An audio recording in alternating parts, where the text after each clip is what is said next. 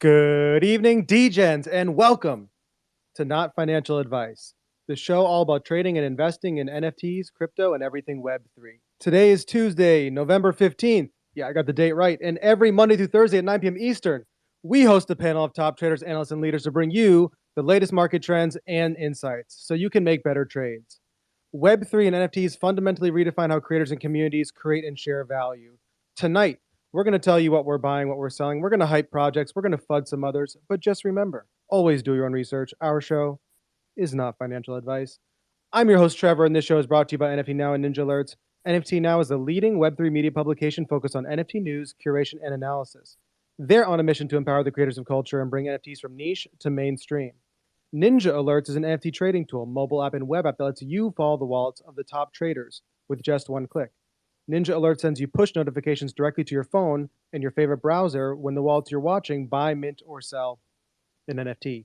So you can catch all of the top NFT trades. With that, I'd like to welcome today's panel. We've got Isis J, our macro analyst and swing trader, who's an advisor to some of the top projects in the space.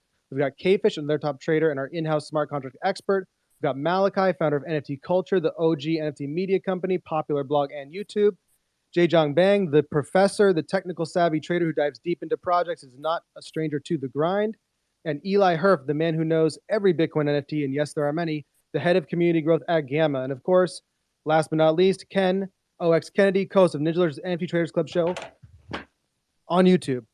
I'm excited to be here, and I'm glad that you're all here with me. I pinned the tweet letting everyone know that we're live, so please take a second to retweet, like, and give us some love for the algorithm. During the show, we welcome audience members with any questions or thoughts, request to speak, and join us on the stage. With that, let's turn it over to OX Kenny for today's market report. Thank you, Trevor. How's everybody doing today? Time for the market report. OpenSea volume is currently at $7.9 million today. That's down from $8.8 million this time last week.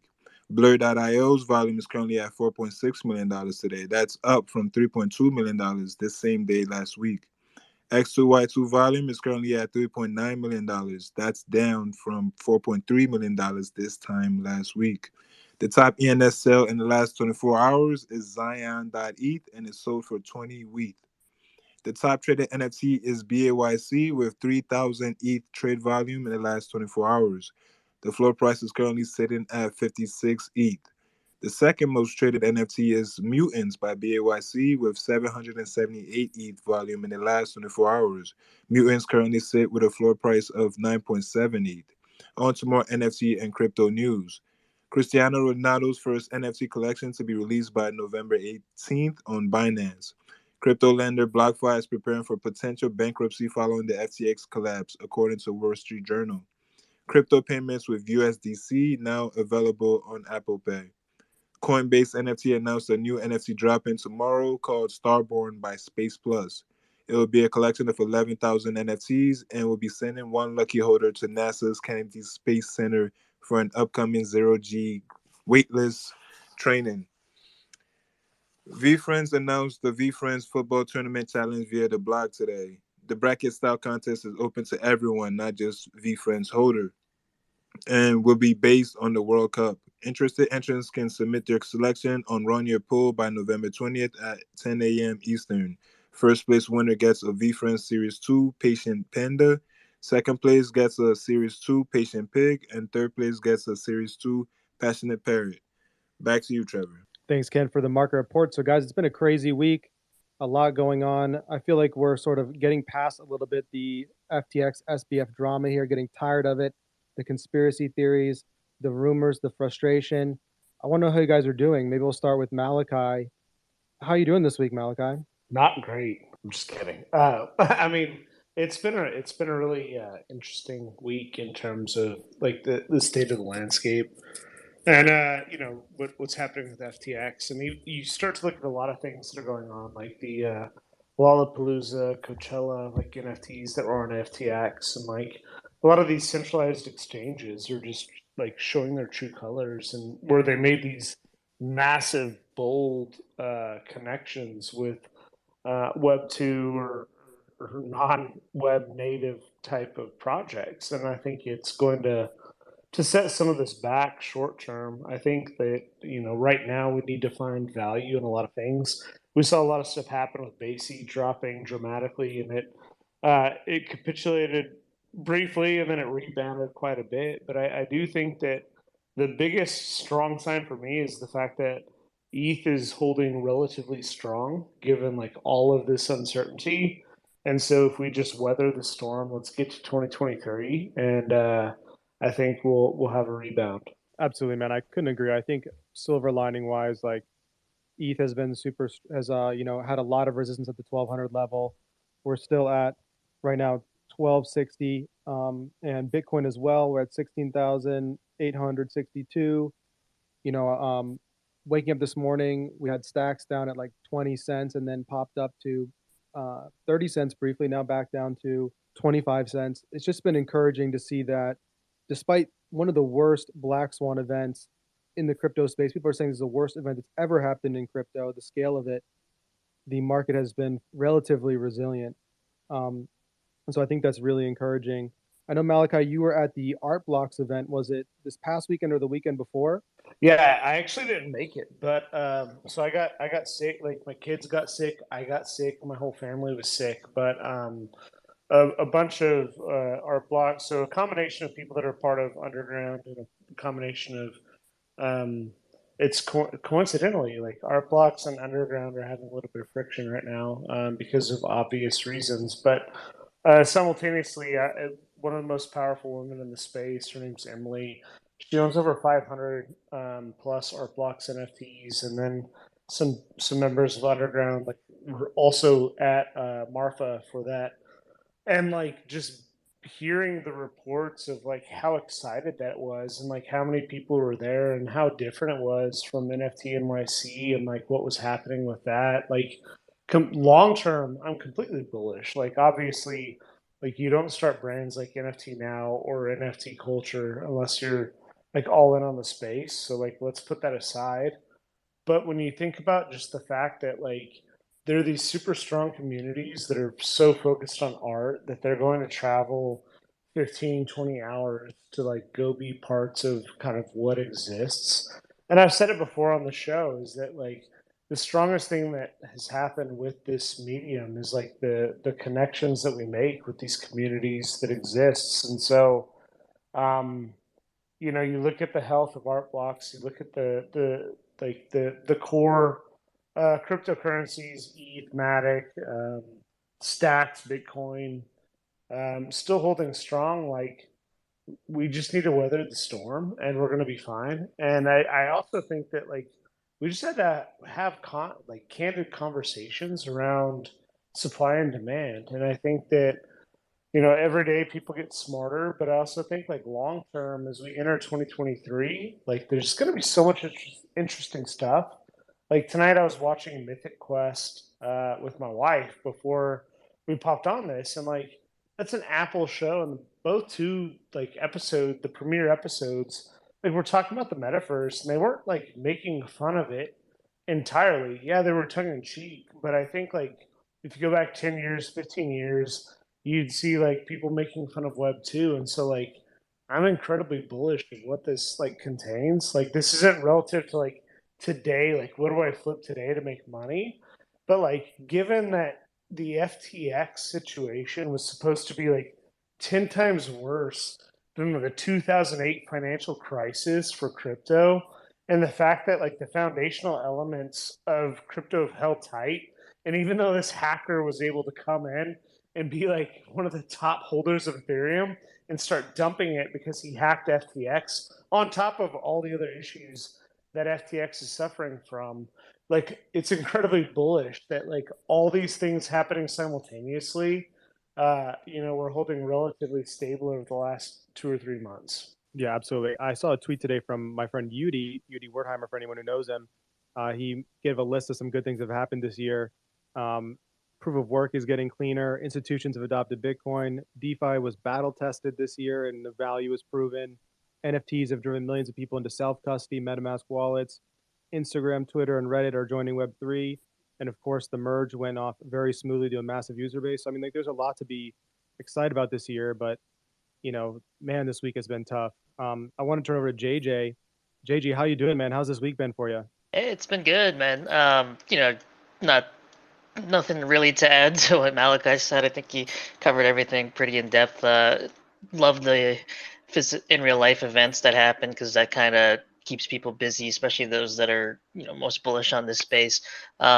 Yeah, just been kind of biding my time. Not really participating too much. Made a play on doo-doos last night for like a small profit. But hey, profit's profit in this market. But yeah, just been doing my NFT fantasy, and that's been going really well. And yeah, just biding my time until the market really changes because not really interesting outside of that. Yeah, man, I saw you doing the doo-doos on Ninja Alerts. I saw a bunch of people doing it. Can you tell us a little bit about that project and how you got into it, what was interesting about it, and how you planned your exit, etc.? Yeah, so it was always like a short-term play. So one of the things I really realized over the last year is that, 95%, maybe even more of traders that are active don't do due diligence and they just copy trade. So, I knew that people would just hear like Baidu and then, oh, this must be good, but it's another project promising to be like the next Disney or whatever. So just a quick in and out for me there. And you said it had something to do with Baidu. Is that the case, or? Yeah, it's a Baidu incubated project. Got it. So the Chinese search engine. Um, Exactly. good to Yeah. see. Good to see China still supporting NFTs. And so want to turn over to Isis. Isis, how's it going, man? How about you? How's your week been? It's been a long. Can you hear me? Yeah, we can. Yeah, it's been a long week, but it's been. I agree. I kind of echo what everybody is saying here with crypto. I'm pleasantly surprised at how it's been holding up. I did see JJ mint a bunch of those doodles, but I was trying to figure out how the hell he got so many, and I couldn't figure it out in time. So I couldn't copy trade him, which is what I usually do. But yeah, just catching up with some people from back home, trying to get what the sentiment is back, like in the Bahamas. Just some contacts I have down there, what people are hearing down there, and talk to some friends that are gotten caught up in this stuff. But yeah, interesting how the media is covering some of this stuff as well. I'm not really a conspiracy theorist, but you know, there's been a lot of that stuff floating around. So still trying to digest everything, but it feels kind of calm for what everybody is saying is going on. Sorry, but the impact that everybody's estimating that happened um, based on what happened last week. So I'm still trying to digest it all. Yeah, absolutely. And Isis, how do you feel about the overall macro? We had a little bit of a bump last week because of the CPI was slightly better than people expected. I'm not sure if that was related to FTX or CPI, but how do you feel about the overall economy right now? I think we talked about it last week when we were on, or the week before. I was saying anything less than 8, I would be feeling really good about, um, for a bump. Like my take on the market is a little bit different. I think that we are holding up really well, but relative to the broader market, you got to look at it like based on the ratio. And if you look at like the Bitcoin to Nasdaq ratio, like you see the fall by the non-rise, right? And so I look at it like I'm happy we're here, but I start looking at implied where we should be if this didn't happen, and that's where I kind of get kind of leveled out, not down, but kind of like, oh man, like this could have been a really big week for us, maybe something upwards of 2K. And so just trying to balance that out and trying to figure out, hey, okay, so we got some big macro news behind us. We got some good earnings reports. I think Walmart had an earnings report today. A lot of people were like bearish on retail. Retail came in. Actually, inventory seemed like they're coming back down, and retail seemed to be pretty good. I think Kramer the other day was saying that he thought retail would be bad. I think we know not to necessarily follow him, but I think a lot of those earnings report, like some of these retailers coming in okay, and now I'm trying to, look through the next bit of news that are coming out and try to figure out, okay, well, if we could stabilize here and we could still get some good news, then, hopefully this could, kind of mitigate some of the downside that I was expecting last week. I did expect it to be worse, but the market did have like this best 2-day rally since, the last decade, and we didn't really participate in that. So that's how I'm balancing out how I'm looking at, where we're sitting now. So is what you're saying? If FTX didn't happen, we'd be back up to 2K for ETH. Is that what you're saying? I mean, if you look at like the 10% 2-day rally that we had after the CPI print, and you kind of look at that ratio and, extrapolate that to ETH, we'd be, and where we started with it before FTX happened, it's not unreasonable to think that we wouldn't be 1800 2K. I think I spoke to Torg about this morning. I see a guy bounce a lot of stuff off in the crowd. And I think we were speculating somewhere between 2K and 2200 is what he said that he saw. Um, and I look at it that way, right? Like, what's the ratio of the equities market to, or like some of these indexes to Bitcoin? And we just kind of missed out on this rally, is how I look at it. But we could be, it could be, it could have definitely been a lot more painful than, what it has been so far. You said your friend Torg? Yeah, Torg is in the crowd there. All right, let me bring him up. He's requesting to speak. I'll turn over to Kfish for a second. Kfish, how's it going, man? Hey, how's it going? Everything's all right over here. Yeah, you doing okay, man? Yep, I'm doing great. It's when things go crazy, it's a good time to turn everything off and just dive into code, because code doesn't give a shit about the market. Absolutely, man. What have you been looking at code wise recently? Anything cooking?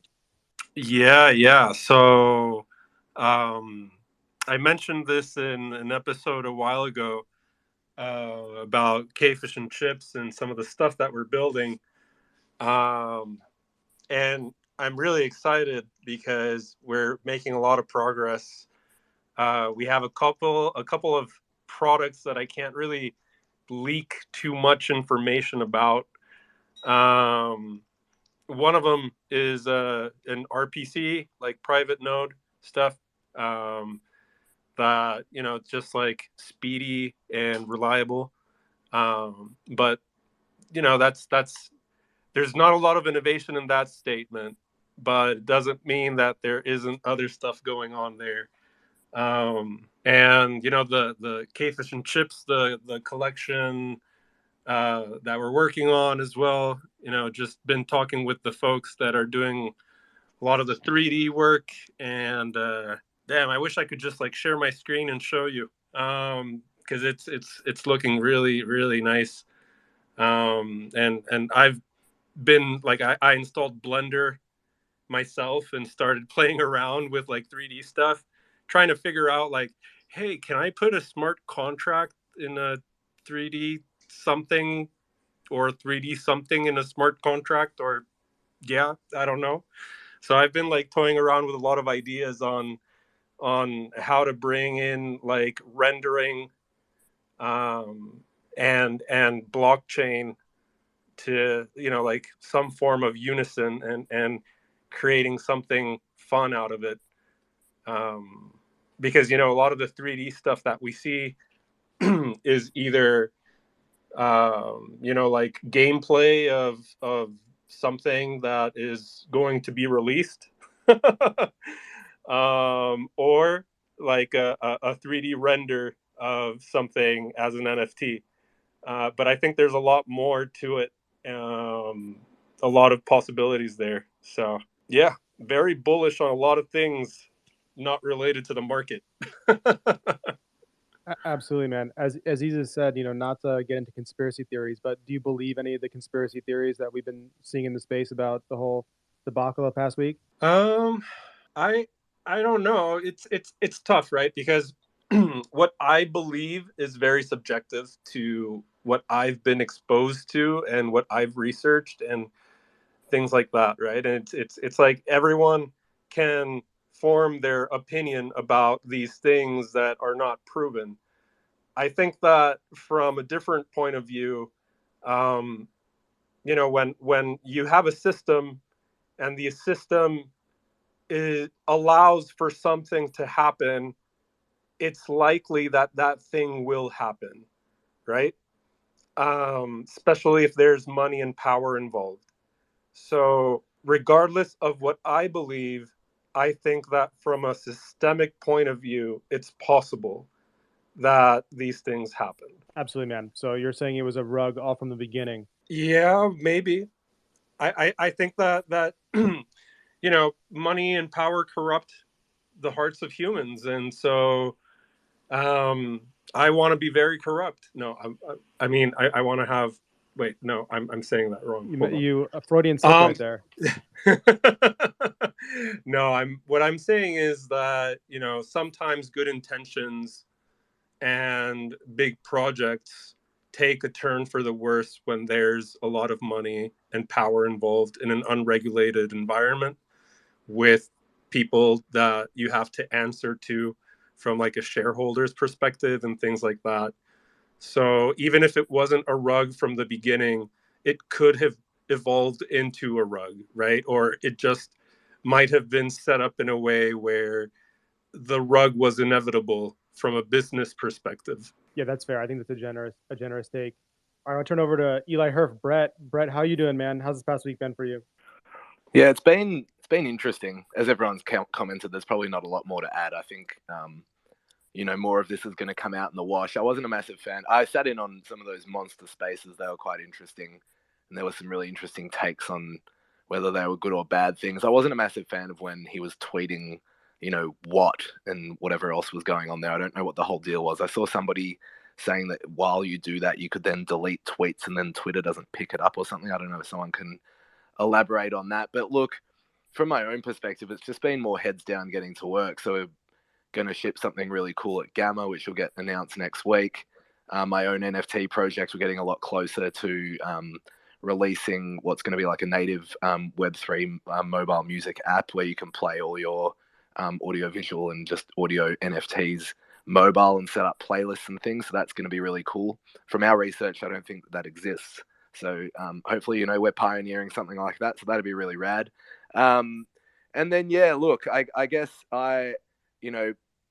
volume's been a bit down, but there's still been, a fair bit of buying and selling happening on Gamma. It's been really good to see, projects still ticking along. So I think it's been really interesting. I don't know if other people agree, but the sort of, yes, the volume's down, but sort of, I guess the NFT ecosystem and the NFT, like, whether you're in a Discord or whatever, however you engage with different communities, it was almost quite a positive thing to be around those sorts of communities over the last week, because the sense of community is really important when times are tough. So yes, the NFT market took a hit, and you've seen, BAYC down at 50 ETH, which is still, a lot of ETH, but, way down on their all-time highs. So it's clearly affecting prices. But I think obviously NFTs provide a little bit more than just price, and price action is important because people are in it obviously wanting to make money, but also that community aspect of them, I think, has been a really positive thing, in such, let's not hide it, a bloodbath. Yeah, absolutely, man. No, I think there's been some great news today even. I'll turn over to Ken. Ken, we had Apple. This is crazy, actually. Apple has announced that they've supporting USDC payments. I can't believe this. This is actually great for Ninja Alerts too. They'll allow you to pay crypto businesses with USDC from within the app. I don't know if they're going to take their cut of the in-app purchases, but it looks like you can through the Safari browser and through the iPhone, you can pay businesses with USDC. And I'm assuming that it allows you to purchase USDC, but I have to try it out to figure it out. Ken, there's also been a Coinbase NFT that got announced today, Starborn by Space Plus, a collection of 11,000 NFTs that will send one lucky holder to NASA's Kennedy Space Center for zero-G training. Considering you are OX Kennedy, like, are you going to ape into this so you can go to the Kennedy Space Center or what? Of course. Anything with the word Kennedy in it, I'm already there. Of course, for Miami, I am going to be flying out of JFK, of course.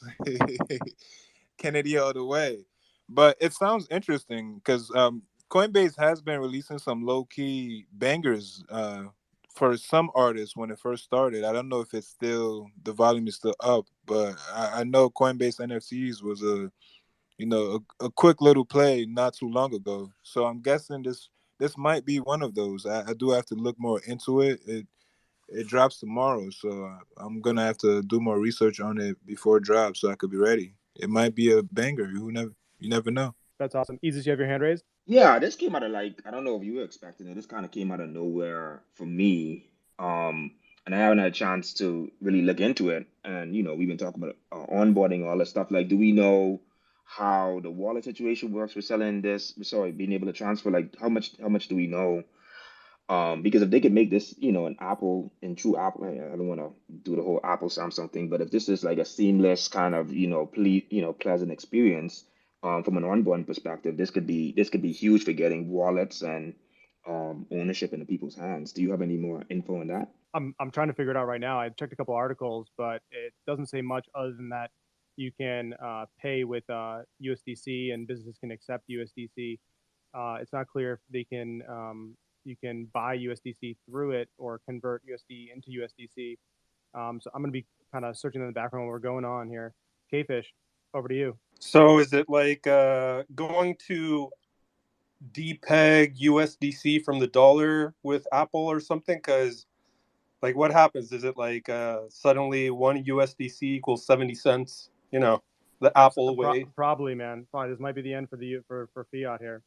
Well, I was gonna ask, like, like as a somebody owns a platform that's on Apple, would you take, would you trade the 30% for the amount of exposure you get?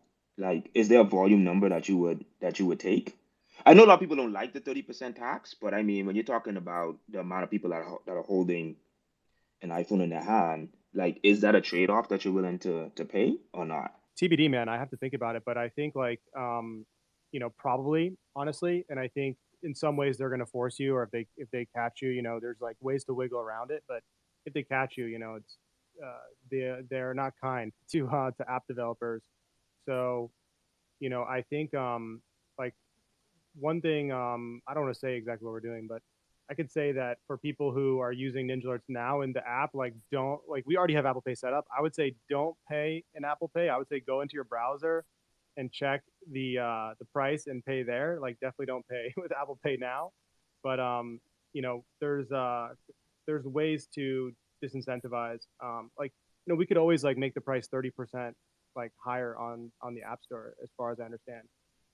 But I mean, as far as a convenience factor, and also the big thing that I'm worried about is their 30% cut of like NFT, NFT purchases, right? So like for free mints, that's no problem for mobile apps. So like we're gonna be rolling out like you can mint free collections very easily in the app, but then it's like figuring out where the boundary is in terms of like uh, OpenSea doesn't have any. You can't use OpenSea to buy NFTs on mobile. You can only use it for browsing, and they're kind of like because they're so focused on gaming. This is something that Gabriel Layden has spoken a lot about. He's like Apple sees like NFTs as like the gaming market. It's going to be fucking massive, and so they want their cut of the gaming market, and if like they have to kill the money, the revenue opportunity from OpenSea and probably others, like they're more than happy to do that. So but the fact that Apple has already essentially opened the door to NFTs is like a really positive sign, even though they're like clamping down. The fact that like the foot is in the door, and this is Gabriel, he's founder of Machine Zone, the Digigagaku founder. He's been developing on iPhone mobile games for over a decade and working with Apple, and so he has a really good temp on how they work, and that was his point of view is like right now the majority of the gaming plays in crypto are in the browser because everybody's on Twitter. It's like one click away to get in there. It's really speculative to see how mobile games will catch on. And, with the Apple's cut on like the NFTs, 30%. I mean, but the market is way bigger for mobile games. So I think a lot of companies are gonna go for it. But it's not like there hasn't been a mobile game, at least that I know of, that has really caught traction. It's mainly like focused on in the browser right now. So, Malachi, hand it over to you. Yeah, I mean, I think one of the key things to figure out is it 30% of the entire transaction or is it 30% of the medium or the marketplace's fees, right? So if really quickly, if we start to think about, like, for instance, if let's say you're playing, PS5 just announced they're exploring blockchain. Let's say Squaresoft or Square Enix goes all in. Like, if they're taking 30% of the fees that Square Enix is taking, but the end user gets to enjoy 100% of that transaction, like, that's very different. I think we lack clarity. Like, I've spent hundreds of hours investigating this, and the publicly available information that has come from Apple is pretty limited from my interpretation. I'm not a lawyer, I'm not a financial expert, but I think that there's these loopholes that I think will happen. And then when you start to think about the immediate embracing of USDC from what Apple has described, it leads me to say that they're going to say, and then you also think about, like, all of the, we should spend an entire segment on this talking about the fact that all the platforms are saying, hey, we're going to take away the fees that go back to the artists or the creators, so that the traders don't have to do anything. And you could have an equal and opposite opinion that says that, hey, Apple's actually going to say, hey, we're not going to fuck the traders, we're actually going to fuck the platforms. And so if you trade on this, if OpenSea takes 5%, 7%, 3.5%, whatever percent, we're going to take our cut from them versus the traders.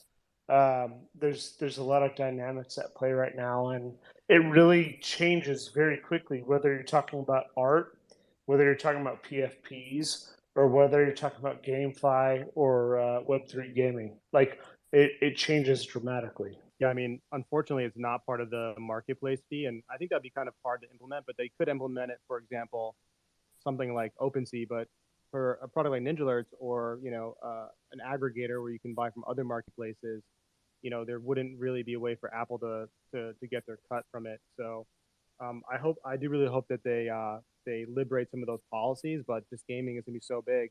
One of the things But that real quick, yeah, go ahead. sorry, no, and I agree. Like, in the current state, right? Like, transactionally, like, yes, you could use Safari on Apple and use it, but I'm saying, like, native applications, right?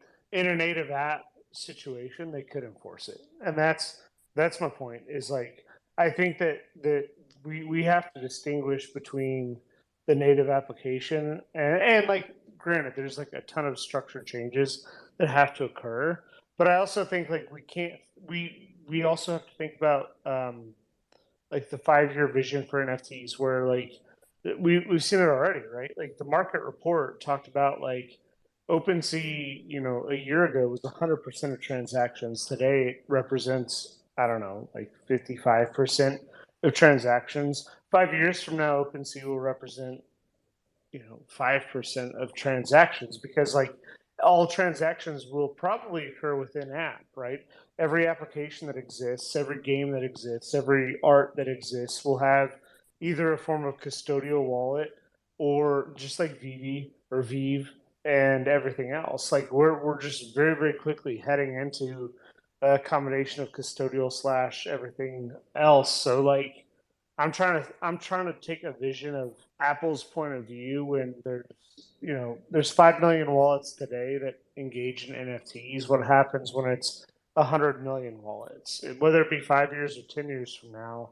And once that occurs, like, the dynamic completely shifts. Yeah, that's all. I totally agree with you. And another thing that Gabriel Layden said, not to show that I'm the biggest fanboy here, but he said some really amazing insights on the space and predictions. And one of the things he said is that, like, when Square Enix comes into the space, as you said, when some of their gaming companies come into the space, the number of users they're going to bring with them is going to absolutely dwarf uh, OpenSea, like, and the existing users in the space. And so, if these exchanges aren't offering royalties, these gaming companies want royalties, and they're gonna just make their own marketplaces, their own wallets, etc., to get those royalties. And they're not gonna really care about OpenSea or any of these other marketplaces that we know today and we consider to be the big dogs in the space.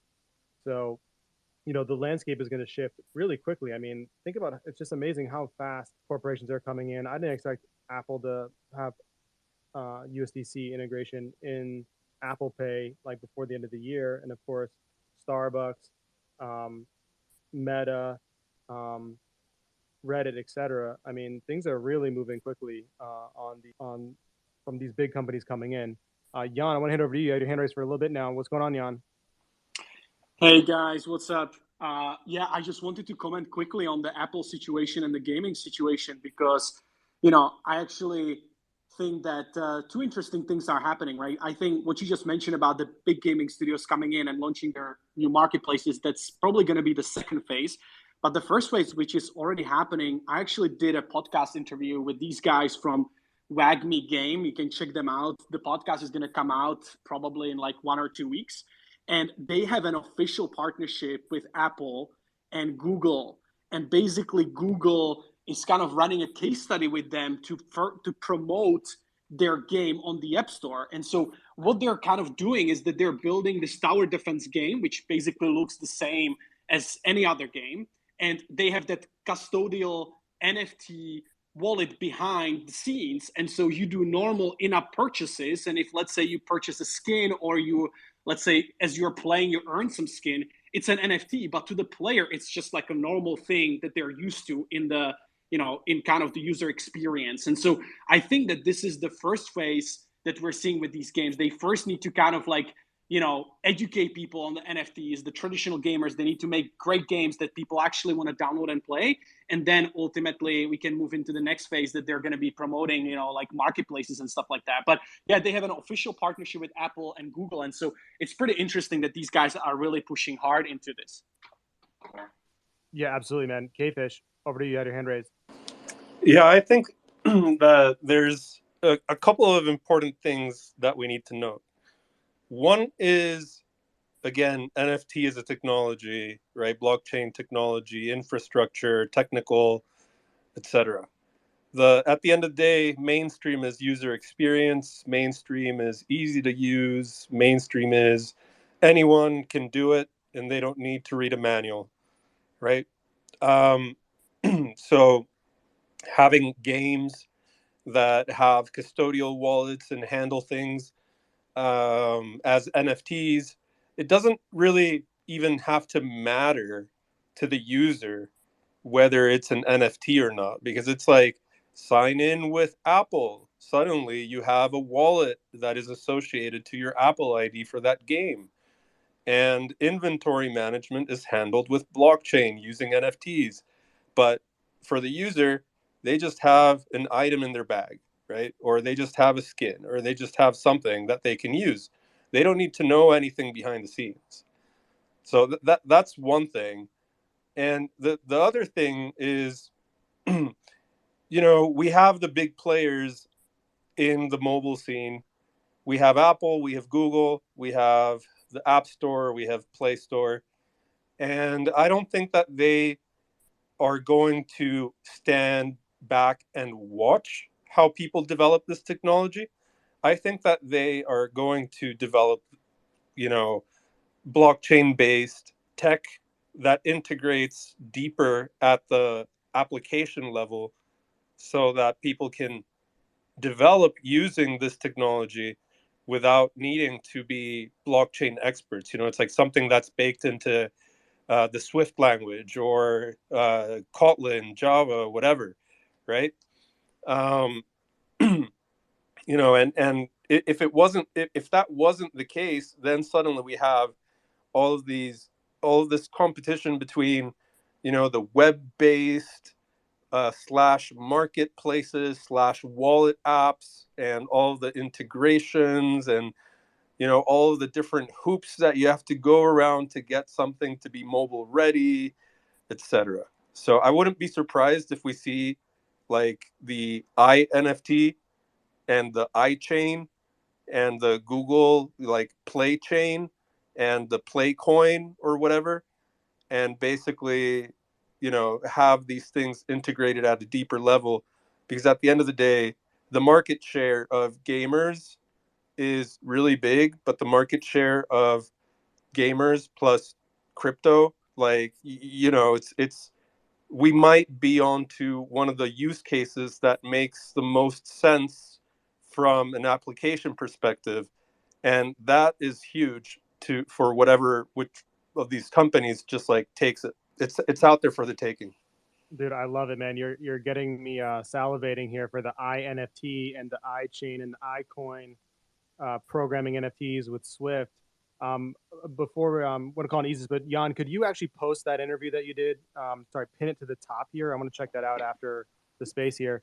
Isis, over to you. Yeah, 100%. Yeah, no, I asked my question kind of facetiously because, over, prior to the, FTX, I like to call it buffet that he served us, everything was about creator royalties, right? And there's this whole, and I've been really open about, I mean, I've been a flipper for a long time, right? I entered this game from sneakers. And I mean, I've been, hustling since basketball cards in elementary school back in, I don't want to even say how long.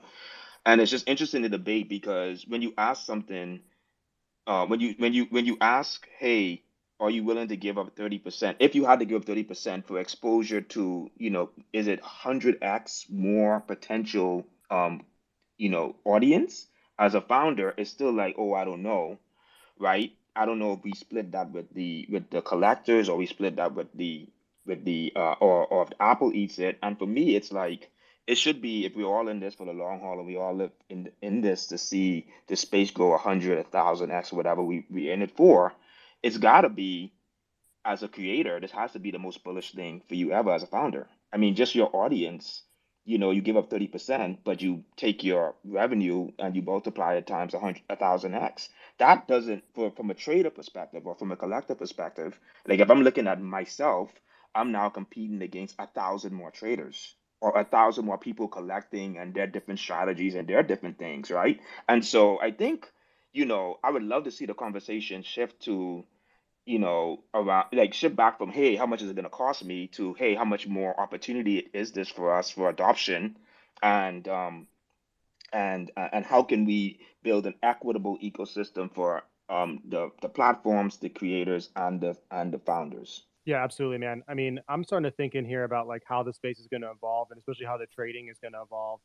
And I think like there's going to be so many like trading communities around specific like games and areas. Like I could imagine you go into a trading tool and it's like within the context of whatever game you play. You're not just like seeing the wealth of like the top traders right now, like everybody on this space and in the other spaces that we do, where it's like, we're all sort of like the big fish in a small pond, but like the space is going to grow a lot bigger and you're going to see the top trader in the Final Fantasy genre or the Final Fantasy game. You're going to see the top trader in the World of Warcraft game and like wallet discovery, and there's going to be like these mini universes with which tens of thousands, maybe hundreds of thousands of traders are operating in. Which Or that's even kind of like or even cohorts of traders, right? You can have somebody that's really good at playing the game and another person that's good at monetizing it. And like there's a lot of opportunity for people to now find their niche in the game as opposed to having to be an expert across every art, gaming, PFPs. Like, this creates a market where there's an opportunity for everybody to flourish across all levels, is what I envision in the future. Somebody like me who's not good at great at anything is gonna suffer. But people like JJ who could, squeeze a diamond out of a rock is gonna, flourish in a space like this. You know what I mean? nah, man, you're good at a lot of things, but JJ does have all the gifts, man. He's a good gamer and a good trader.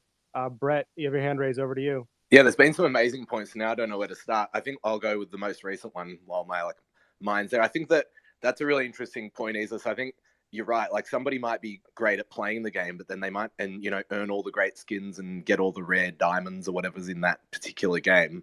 But then they might not be so good at trading it. So I think that's where like multi-sig wallets are going to be really interesting. And I think you might almost have traders who I guess, like you said, little cohorts, almost like little businesses of traders who then team up with really good gamers and kind of make money together and then have multi-sigs and be able to, I guess, then have like split royalties and whatnot from all their sales. And I think also the 30% thing with Apple, I guess if you are, exposing yourself to 1,000x times the customer, I think in the short term it would make sense. I can't see it staying at 30%. forever. Didn't Amazon start with 30% fees for the stuff on Amazon, or is it even still up at that amount? I'm not really sure. So those sorts of things, they start off like that, and then they can definitely pivot and change over time. I think that they're pretty confident in the market share that they've got and their consumer base, that they can put their royalty or whatever, fees high, and people are still going to go for it. I did have one more point. Oh yeah, in regards to like trading in game, I think I last week when Reddit did I think it's still going, that World Cup free mint. I just tried it out because I wanted to see what their process was like, and it creates the vault or the custodial wallet for you. But I guess a lot of people, it was like when a lot of people even went and bought like the Faustlings and the other Reddit NFTs or digital collectibles, they called them, the other week. A lot of them didn't even necessarily realize they were buying NFTs, and then all of a sudden the avatar they bought, went to 1 ETH or 2 ETH or 3 ETH or whatever. And then even still, some of them still didn't cash out.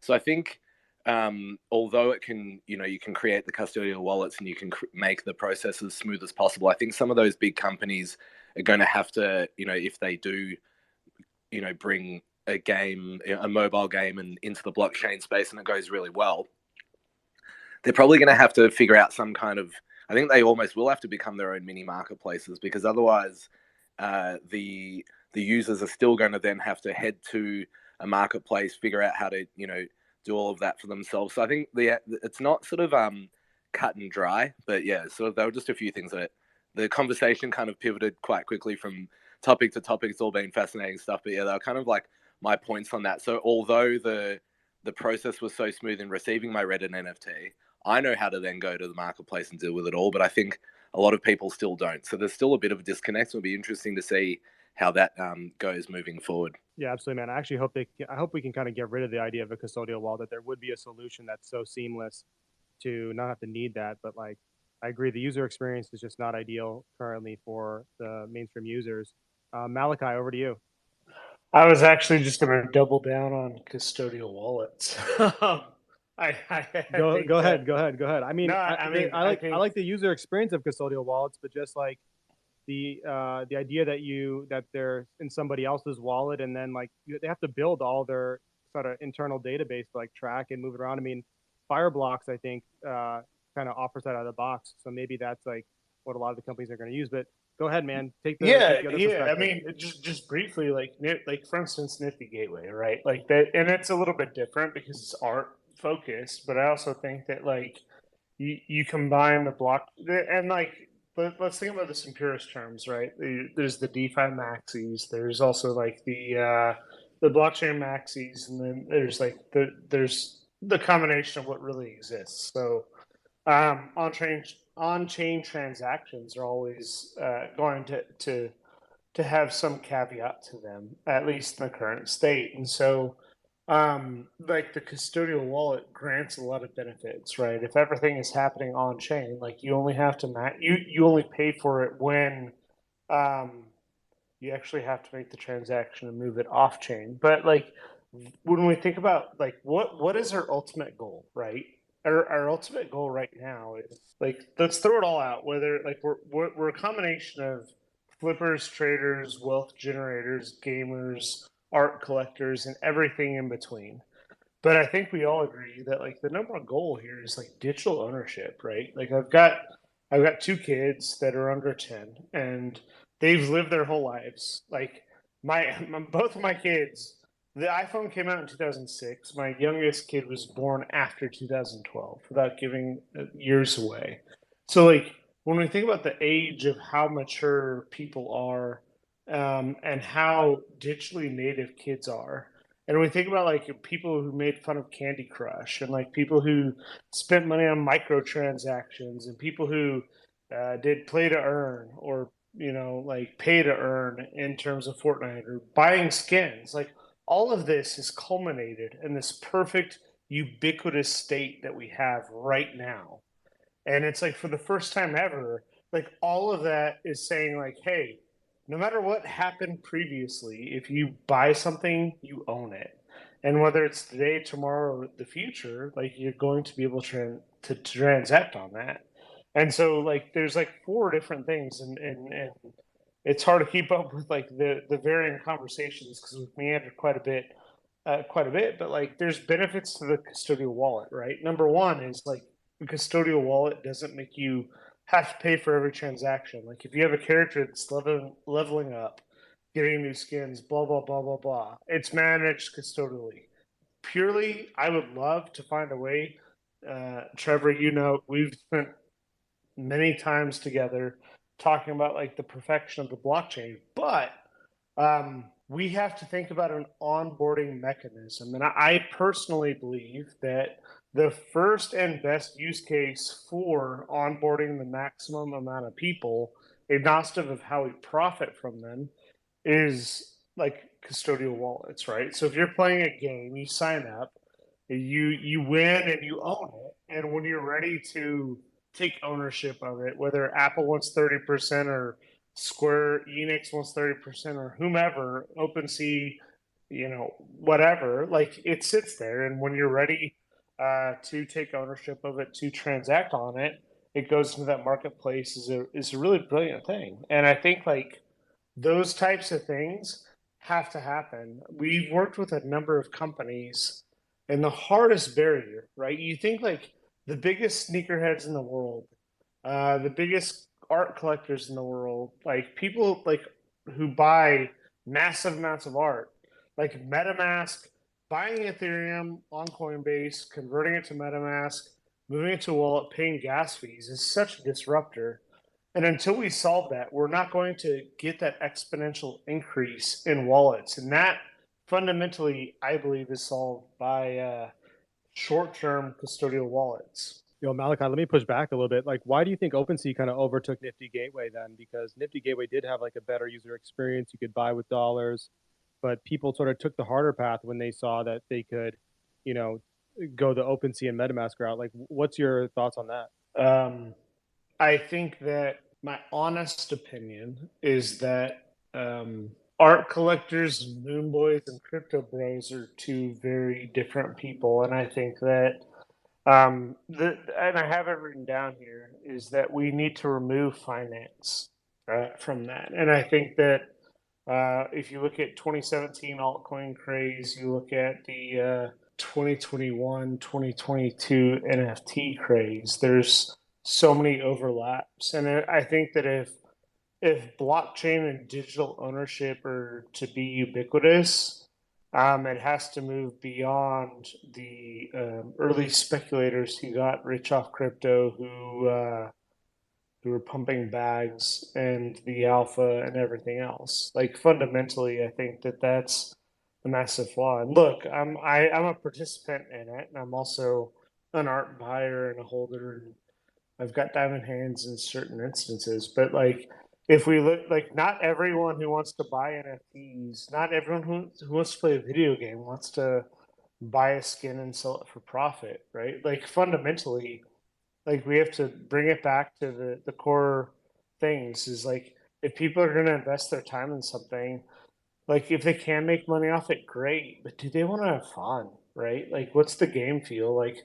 Most of the games that exist today on blockchain, like the reason they suck, the reason they've all gone to zero, is because they suck. Like there's no game feel, there's no feedback loop, like there's fundamentally so many flaws. And so right now, like the current phase, like and even like candidly, completely candidly, it might get me in trouble. Is like some of the alpha groups I'm in, like you sit there and it's like I'm gonna buy this, flip it for profit, and that's like fundamentally why NFT culture changed course. Is like if I buy something and I promote it, knowing that someone's gonna buy it for more than I bought it for, and they're gonna lose money off it, they're gonna do two things: they're gonna be pissed off at me, or they're never gonna buy an NFT again. And if I believe in digital ownership, like fundamentally, like it's the future. And so like my job here is to make sure that we provide a mechanism to bring as many people as we can into the space in as healthy of a way as we can. Hey, I'm just gonna hop in because I did a lot on Lifty Gateway, and the only thing I'm gonna say is when you ask the question why people went to OpenSea, if you're gonna have a custodial wallet, you gotta have the customer service to support it. Now, what happened with so like a company like PlayStation or a company like Xbox has that infrastructure already. But you can't hold my shit, ban me. I mean, look, I multi-accounted. I had like 1,800 Nifty Gateway accounts. So I'll put that out there as well because I was bought in it. But you can't hold my assets hostage for 4 weeks and not give me any way to get my stuff back if I own it. And I think that model was not mature yet. And so being in something like OpenSea where it's like, okay, you ban me, but you can't take my assets, it played into my decision to stop transacting on Nifty Gateway. I was describing, and that's awesome. I respect you more than ever, and you know I'm a huge fan of yours. But I was speaking more for the layman. I have my own No, demons, but Malachi is brushing the Nifty Gateway drama under the rug here. No, and hey, look, real quick. I'll be as critical as I can. And when I say custodial wallet, I don't. And look, I like Nifty Gateway. They do a lot of things well. They've done a lot of things poorly, right? Like there are a lot of artists that took a lot of money. T.J. Miller, yeah, fuck him. Like I'll be as candid as I can be on like some of the exploitations occurred. That being said, like the concept of a custodial wallet for an onboarding mechanism for people that don't understand and don't know how to interact is a good start. I'm not going to forgive or endorse Nifty Gateway. All I'm saying is that custodial wallets serve a really, really awesome purpose, and it's a good on ramp that blends Web 2 and Web 3. It's not perfect, but I think like we're so early that we need to navigate this before we get to a pure.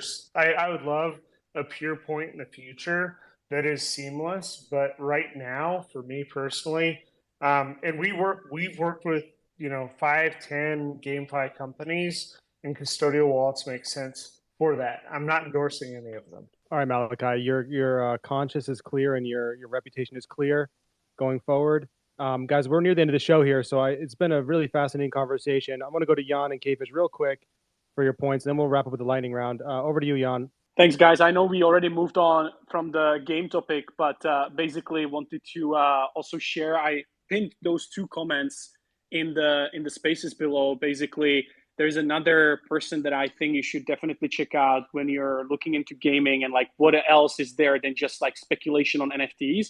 And just check it out because Rahul, one of the guys that I interviewed a couple weeks ago, they're actually building like a game that is like real steel type of inspired game. It's pretty cool. And he has a lot of experience in like gambling and stuff. So there's definitely more to that ecosystem than just NFT speculation. So just check it out. Awesome, Kfish. Okay. I have a ledger. I sign in to my iCloud account. I link wallet, and then all the applications that have my Apple ID have access to the address and an API so that transactions can be sent and I can approve them on my ledger. It's wait, what? Are you serious? No, it's not serious. It's 100% not real, but it should be. So that's the future. That would be beautiful. All right, guys. We are at the end of the space here. We're going to lap with a lightning round. This is where we go to each one of the panelists. We ask them for their top tip, advice, trade, pick, or life advice for the week. We'll start with JJ. Then we'll go to Kfish, Kennedy, Jan, Isis, and we're up with Malachi. JJ, what's your pick for the week? JJ, you're muted. All right, guys. JJ is getting a snack or cola at the time. Kfish, we'll go to you. All right. So, hi, Mom. My mom's listening. It's first time she hears about NFTs. Hi, Mom. Hey, Kfish's mom. So for my pick, again, I would look at the market.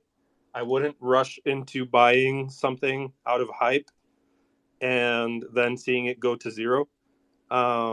Please just do your research.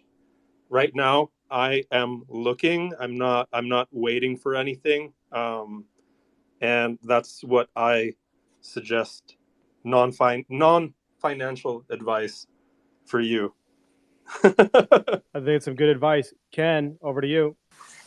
Yeah, I would say it's going to be a very, very cold crypto winter. So I'll just stack up some cash and DC it down if you could. That would be my advice. All right, guys. Ken, it's not been nice knowing you. We're not going to see him around crypto very much in the future. Jan, over to you. Yeah, the same strategy here. So I'm basically doubling down on all the kind of quote unquote blue chips, or at least as I perceive them. And so waiting for the captain's mint, DCAing down on some of the projects like that I mentioned in the past, like for instance, like Staplewares and this, they became very cheap recently. So just kind of waiting it out and doubling down on the things that I'm already in and that I have a long-term conviction in.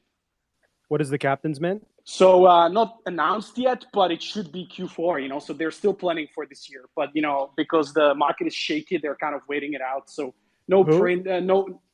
It's Memeland. It's Memeland. Got it. Jan, the Memeland Maxi. All right, Isis, Yeah. over to you. I'm gonna cut it into three. First thing is, I know JJ had a mic problem. I think he's back. You gotta go check out his podcast on Rainmakers. I've been missing out on this alpha. I would recommend people that haven't seen it go out and see it. Second thing is, I was really interested in this. We didn't get to talk about it, but this whole play that Franklin was doing with the apes and the loans. Early on, I was really bullish on loans because I thought it would open more trading opportunities. So I spent today talking to some friends about kind of researching the different loan platforms and how to take advantage of that. So and on my list is to talk to K-Fish about some stuff that we can possibly do in that arena. That's awesome. JJ's back from the kitchen. JJ. Hey, sorry, my BlueStacks was rugging me. So, yeah, if you don't know, you can use BlueStacks to just use Twitter on your computer, and so that's what I do for these spaces because I don't want to go on my phone. But yeah, I mean, just echoing the advice here, you don't have to force a trade. Just sitting on your hands sometimes is the best thing to do. Otherwise, there's all these like fiat type of plays that you could do, just going around and just wait and bide your time. Dude, BlueStacks, you can use Twitter on your desktop. That's some big alpha right there. All right, Malachi, wrap it up. What's your final tip, trade, advice for the week? Yeah, likewise. Don't chase in a market that's not conducive to success, right? If you can go find some great value, cheap projects, look at it. But I also encourage you to wait. And I also believe that 2023 is going to be a really good year for us when we look at these big companies making announcements. And so holding tight is always a good play. And don't invest any money you can't afford to lose. There we go, everyone. It's been a fascinating conversation. Got my gears turning. I'm going to be thinking about this space for a while. That's our show, everyone. Join us Monday through Thursday at 9 p.m. Eastern for insights and perspectives from a new panel of top traders every single day. Follow NFT Now, follow Ninja Alerts, follow our panelists on Twitter for more great content. And we'll see you all tomorrow night at the same time. Have a good one, everybody. Ciao.